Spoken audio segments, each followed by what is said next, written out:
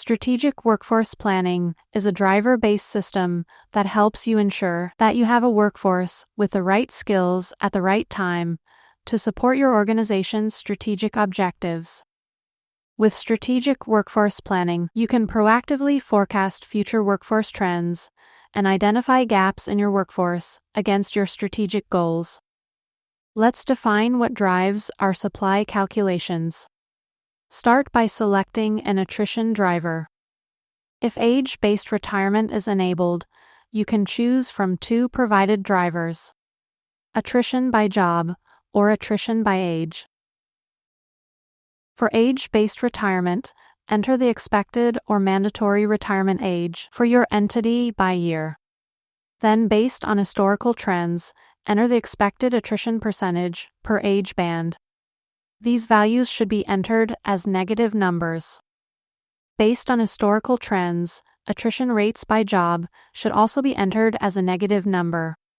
You can calculate the supply once the attrition rates are entered. Select total jobs or applicable parent member for the calculation.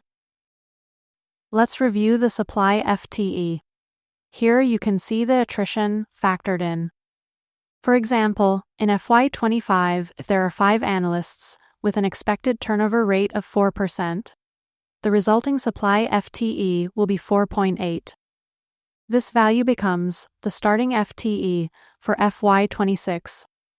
If no action is taken, meaning no transfers or new hires, then by the end of FY29, we expect to have 3.3 analyst FTEs remaining. Retirement can also be factored in.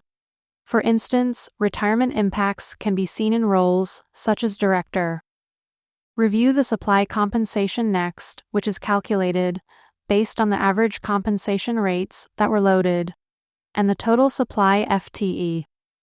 Based on the data entered, we can see that the total demand for the HR Service Desk US is higher than the expected supply. This gap can be closed by transferring in employees or hiring new employees. To learn more, visit docs.oracle.com.